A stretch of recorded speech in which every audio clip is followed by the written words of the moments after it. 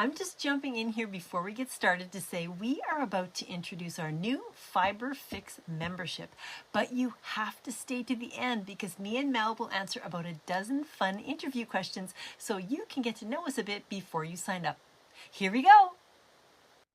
Hey makers, Brandy here, and I'm so excited today because I've joined forces with my good friend and amazing creative partner, Mel Beach, to bring you something we've been dreaming about for months. It's called Fiber Fix Fam, our brand new monthly creative challenge membership. It's designed for makers who believe that creating is better together. Whether you quilt, stitch, collage, or just love playing with fabric, this is a space where we can push each other to try new things, grow our skills, and have a lot of fun along the way.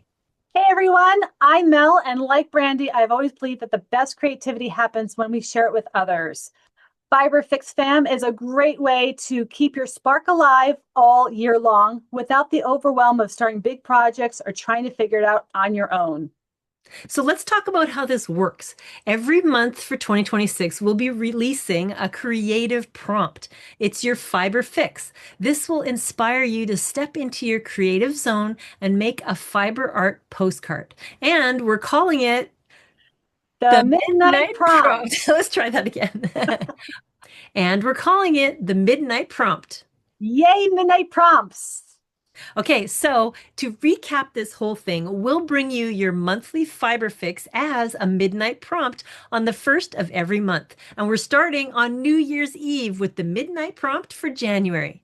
Now, we're not giving away the prompts today. That's part of the surprise. But I'll tell you this, each one is designed to get you thinking differently about color, texture, and composition. Some will entice you to play with your favorite techniques, and others will challenge you to try something completely new. All of the prompts and inspiration will be shared in a Padlet page, which is basically a simple, beautiful online space where you can see the prompts, upload your postcard in progress, comment, and connect with other makers. So you can track your progress, get inspired by others' work, and really feel part of a community, or as we call it, the Fiber Fix Fam.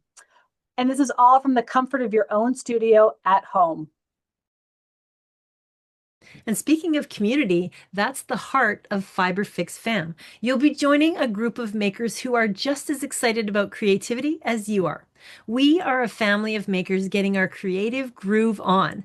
You can share your work, cheer each other on, and get encouragement to try things you might not have tried on your own.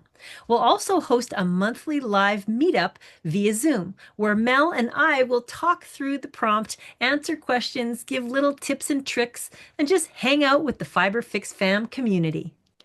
We want to make this affordable and accessible, so the full annual membership is just $120 Canadian. Which for us Americans is about 85 US dollars.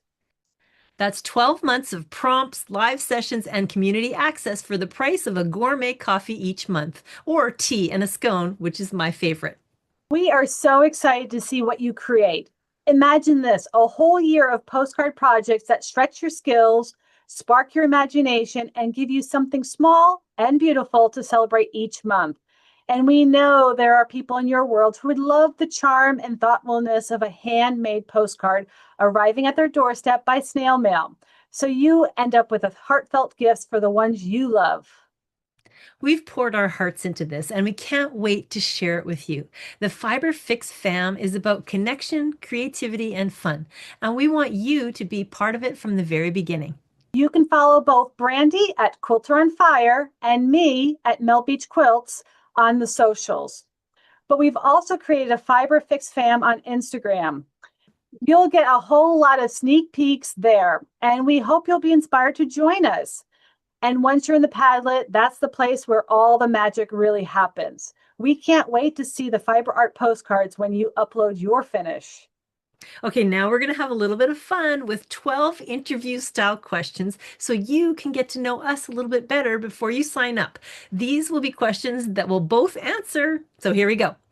Mel, what's the last thing you made that didn't go quite as planned? And did you finish it anyway, even though it wasn't working out? I would say most things don't go as planned because I don't really plan my quilt projects. I tend to have a spark of an idea, I get started and see where it takes me.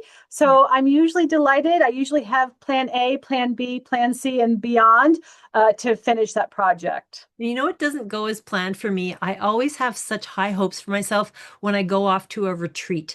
I'll bring the hardest project, the easiest project, a middle of the road project. I'll bring a half a dozen projects and I literally get half of one project done. I never do as much as I want because I'm always visiting with everyone. So, who do you think is more likely, you or me, to be sewing at midnight? I'm going to guess me. I tend to be a midnight owl. There have been projects I don't start until 10 or 11 o'clock before the deadline. So that's my hunch. I have a feeling you're more of a morning bird. Yeah, I do love my early morning hours, but I have to say there have been times when I've been known to accidentally quilt overnight because I'm so enthralled in a project. But I do try to go to bed at 10 p.m. Okay, if your creativity were a color, what color would it be and why? Gosh, I would say probably all of the colors, everything I could fit onto one postcard or one project. I just love color and I try not to limit myself in that area. Well, I would say if I had to choose one color, it would be like a soft butter yellow. That's my absolute favorite color. And the reason I say that is because if I actually give myself, if I honor myself and give myself that time to create, I'm going to be calming my mind and doing methodical stitching to, kind of ease my daily troubles. So nice, calm butter yellow would be the color of choice for me. Okay, what is the weirdest material you've ever stitched onto a quilt or postcard? Well, intentionally or accidentally? Intentionally, I would say I love Project Runway, the TV series. And so I love doing unconventional materials. I've done computer parts, I've done Uno cards, trash and recyclables. Unintentionally, my sewing machine was making really bizarre sounds when I was doing free motion quilting. And it turns out when I pulled out my quilt sandwich, I brought a piece of paper with it. So all of that punching sounds that was making was me stitching through a piece of paper onto the backside of my quilt. So it was not a fun moment and lots of ripping, pulling out all of those little bits of fibers. Yeah, I definitely have quilted scraps that are hiding under my machine into the back of a quilt. And one time I sewed a hand project to my leg, to my jeans.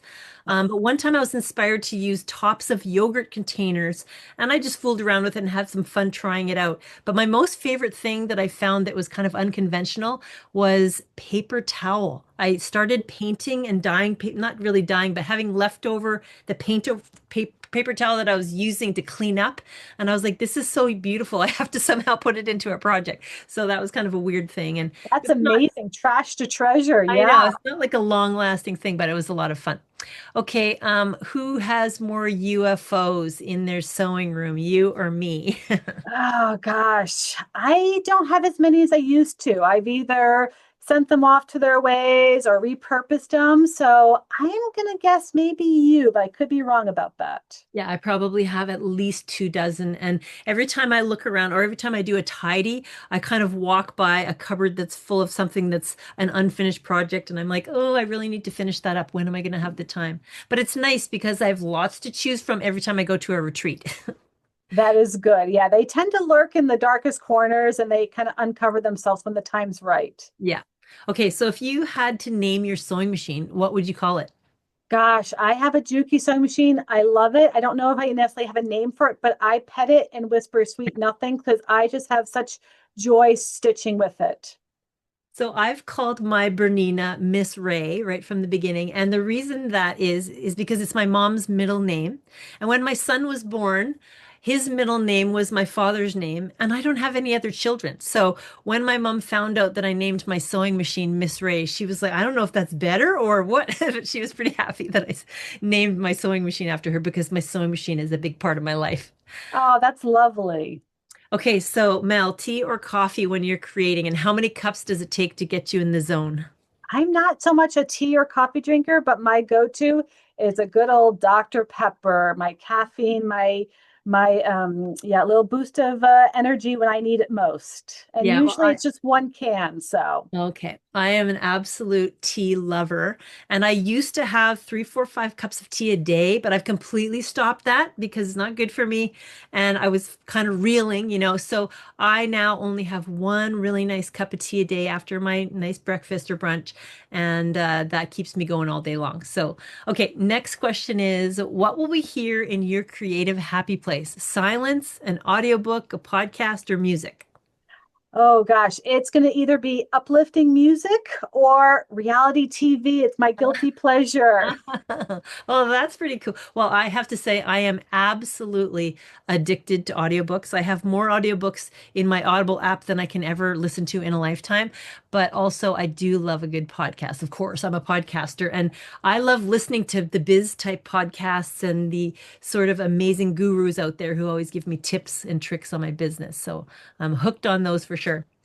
Okay, who's more likely to go off script during a live?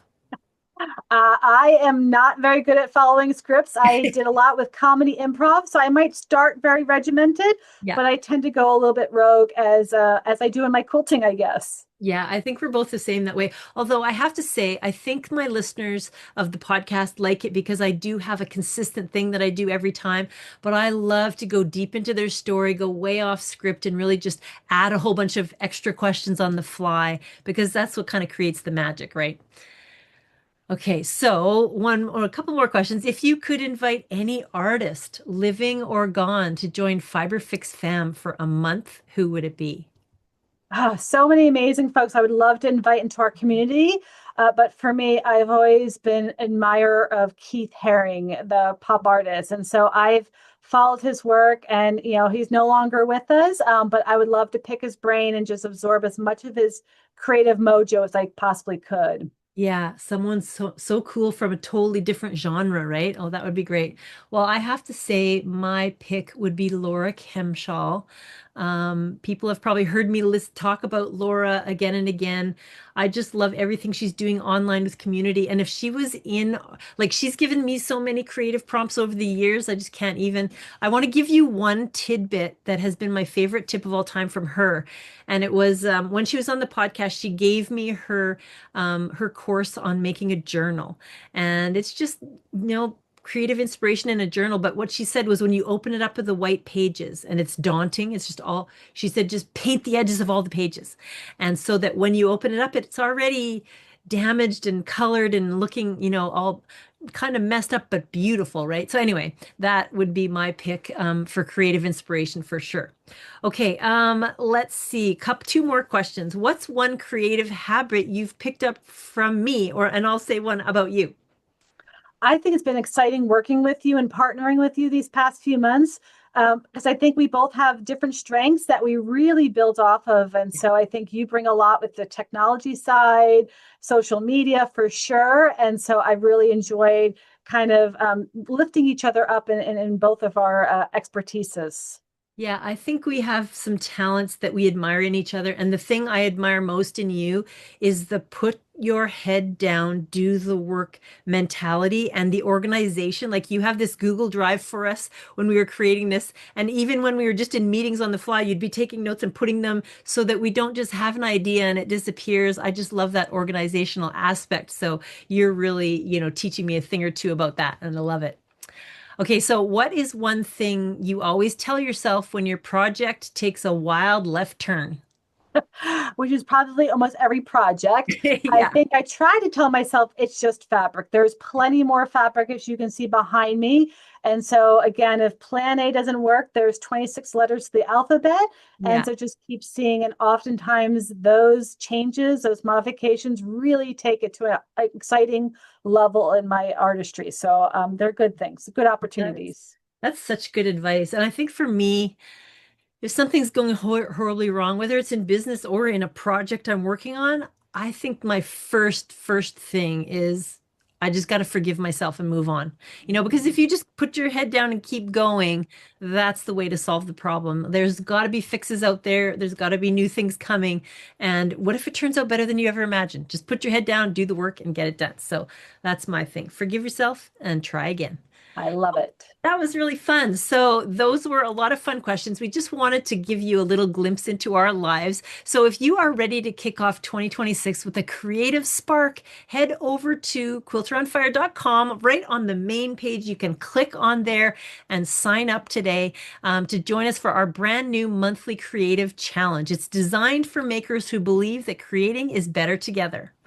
Whether you quilt, stitch, collage, or just love playing with fabric, this is a space where we can push each other to try new things, grow our skills, and have loads of fun along the way. Let's make this year a year of fiber art, community, and a whole lot of fun. Bye for now.